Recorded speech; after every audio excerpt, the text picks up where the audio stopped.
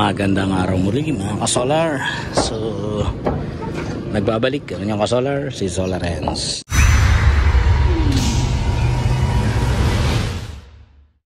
Dito tayo ngayon sa roof ng Parish Church, no? Dito sa San Miguel, Bulacan. At inaayos natin ang mga solar panels. Ito mga solar panels na ito ay Jinko brand at monocrystalline ang type nito. Ito ay in-install ng Spectrum. Okay? So ang Spectrum ay solar arm wing ng Meralco. Initially na nag-contract out dito. At maganda naman ang kanilang pagkaka-install. Talagang super safe. Kasi mayroon pang mga nakalagay na rapid shutdown. Ang type ng rapid shutdown na ito ay module level. So meron tayong dalawang uri ng rapid shutdown. Una, ito nga module level at pangalawa yung string level, itong malapad. But what does rapid shutdown mean? And what is the reason for installing the RSD for a solar panel system? First, rapid shutdown devices are a type of module level power electronic or MLPE or microinverter that are installed on the back of solar modules. Simply put, it provides a quickly de-energize a rooftop solar panel system. They are equipped with technology that can turn off and reduce voltage output. So it prevents accidents and improve the safety of solar power system. So yan nga ay base sa ating research, ano, at nang ibig sabihin yan ay pag sinabi nating module level power electronic ay magkakahiwalay yan. Ang installation yan ay magkakahiwalay din dun sa likod ng solar panel. At sinasabi dyan, for solar rooftop and building safety, na papababa niya ng mabilis yung voltahe na nandun sa solar panel. Dun sa certain level at microsecond. Mabilis lang, microsecond lang. Ano? At yung actual na connection yan sa likod ng solar panel mamaya, yung module natin, PV module, ay papakita natin ng actual. Pero sa ngayon ay kailangan muna nating maintindihan yung connection niya dito sa inverter at saka yung control switch ng source ng AC natin, no? So may kita natin dito, no, yung AC power supply na kung hybrid system ang inverter mo, kailangan nakalagay yan sa EPS or yung load side kung yan ay DE ang ginagamit mo na system.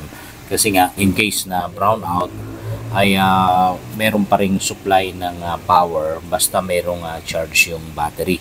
Dahil nga kung sakali na grid tied ka lang at nagkaroon ng brownout, shutdown din yung system mo na solar panel system.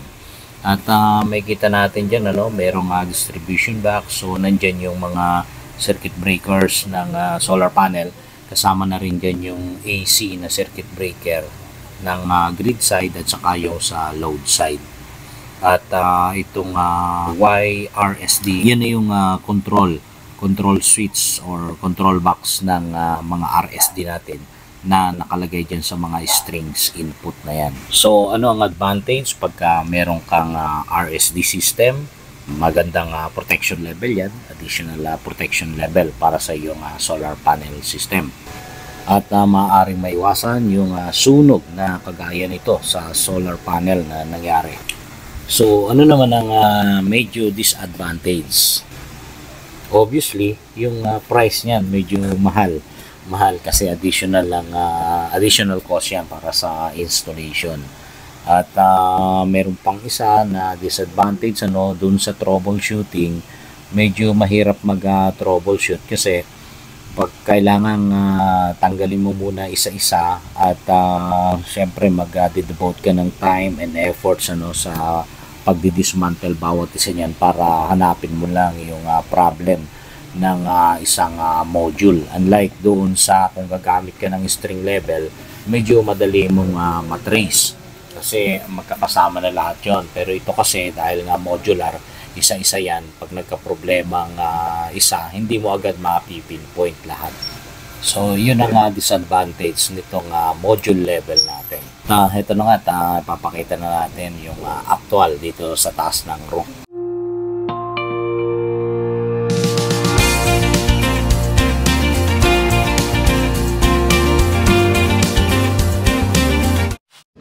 So, ito, each panel, 40 pieces na 390 watts.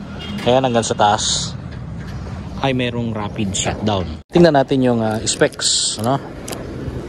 Ang model nito RSD SPLC B at maximum voltage nito ay 1500 at ang operating voltage range ay nasa 8 volts to 80 volts, ano? At maximum input current ay 15 amperes. So sa short circuit ganoon din, 15 amperes din ang kaya.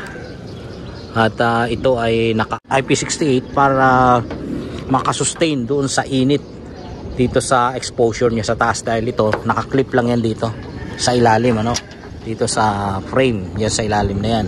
At itong RSD nito ay magpa-function lang ito pag mayroong power, source ng power from AC or alternating current.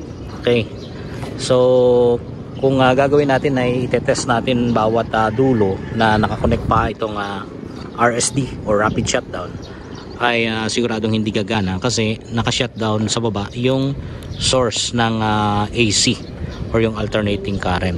Okay, so ibig sabihin mga ka-solar, ang type nitong ating mga solar panels, lahat na yan ay modular, hindi string type. So maganda itong may rapid shutdown kasi kahit magdikit yung wire mo dyan, ano, magkaroon ng short circuit, at as long na yung amperahe or yung current ay within 15 or below 15 amperes, ay kayang-kayang protektahan nitong ating rapid shutdown. Okay, so ayusin muna namin itong mga rapid shutdown kasi nagkaroon kami ng rewiring dito dahil yung ating inverter ay 3 strings lang. At originally ang connections ng wiring nito na dating nakalagay sa Huawei ay 4 strings ang nakakabit na actual, pero yung Huawei na inverter ay 5 strings. Ayun, at papakita ko sa inyo yung paano ini-install. Itong RSD at papakita ko sa iyo yung connection. So itong input natin, ano, naka positive at saka negative. Dito natin yan i-connect sa positive negative din ng solar panel. Ito yan, oh. So input dito sa positive, input naman din dito sa negative ng solar panel. At yung output niyan ay output positive papunta na sa kabilang solar panel, ano.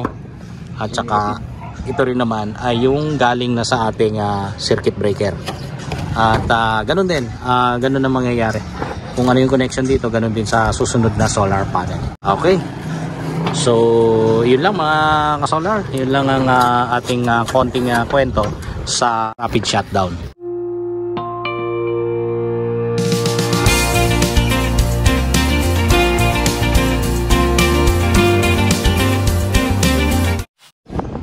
Okay, so maraming salamat sa panonood at usap tayo sa susunod na video mga ka-solar. At ang inyong ka-solar, Solarens.